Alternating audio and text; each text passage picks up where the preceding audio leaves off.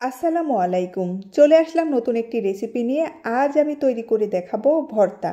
ভর্তা আমরা কম বেশি সবাই পছন্দ করি, তবে সেটা যদি হয় স্পেশাল কোনো ভর্তা তাহলে তো আর কোনো কথাই নেই। এমন একটা ভর্তা হলে গরম ভাতের সাথে জাস্ট জমে যাবে।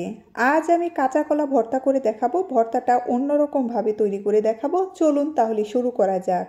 কাঁচা কলা ভর্তা করার জন্য প্রথমেই আমি কলাটা দুই সাইড থেকে কেটে ধুয়ে পরিষ্কার করে নিয়েছি। এবার আমি চুলায় একটি প্যান বসিয়ে দিয়েছি। এবার এর মধ্যে কেটে রাখা কলাগুলো দিয়ে দেব। কলা সেদ্ধ হওয়ার জন্য দিয়ে দেব পানি।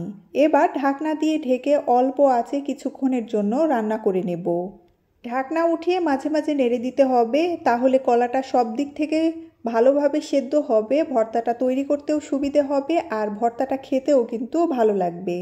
আমি কলাগুলো এর মধ্যেই ৩-৪ বার উল্টে পাল্টে ভালো মতো সেদ্ধ করে নিয়েছি। দেখুন কলা সেদ্ধ হয়ে গেছে। এবার কলাগুলো উঠিয়ে নেব। কলাগুলোর আমি খোসা ছাড়িয়ে নিয়েছি।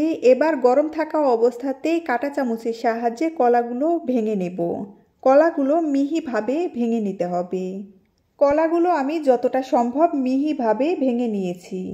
ভর্তাটা নরম হওয়ার জন্য এর মধ্যে দিয়ে দেব অল্প পরিমাণে পানি।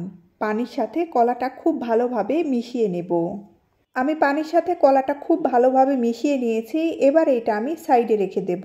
আমি চুলায় একটি প্যান বসিয়ে দিয়েছি। এবার এর মধ্যে দিয়ে দেব সরিষার তেল, দিয়ে দেব কয়েকটা শুকনো মরিচ, দিয়ে দেব পেঁয়াজ কুচি। পেঁয়াজের পরিমাণ একটু বেশি দিতে হবে। দিয়ে দেব কাঁচামরিচ কুচি, রসুন কুচি, অল্প পরিমাণে গোটা জিরে।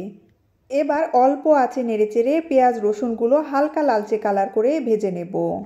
আপনারা এখানে সরিষার তেলের পরিবর্তে সয়াবিন তেল দিয়েও ভর্তাটা তৈরি করতে পারেন, তবে সরিষার তেল দিয়ে ভর্তা তৈরি করলে খেতে বেশি ভালো লাগে।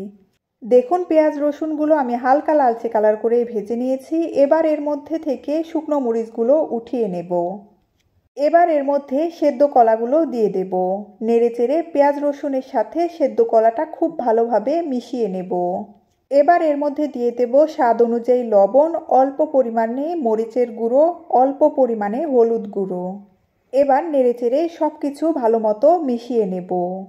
এবার অল্প আঁচে অনবরত নেড়েচেড়ে কলার মধ্যে থেকে পানিটা শুকিয়ে নেব। অনবরত নাড়তে হবে, না হলে নিচে লেগে ধরবে। আমি অল্প আঁচে অনবরত নেড়েচেড়ে ৪-৫ মিনিটের মতো রান্না করে নিয়েছি। দেখুন ভর্তা তৈরি হয়ে গেছে। এবার চুলাটা বন্ধ করে দেব।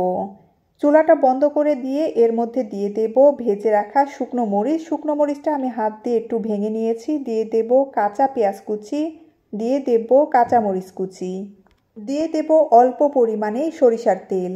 আবারও সব কিছু নেড়েচেড়ে ভালো মতো মিশিয়ে নেব।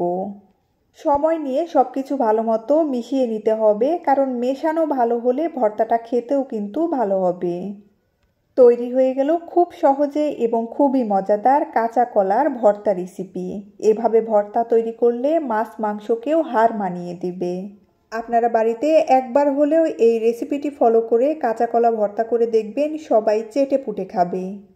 এতক্ষণ পাশে থাকার জন্য ধন্যবাদ সবাইকে।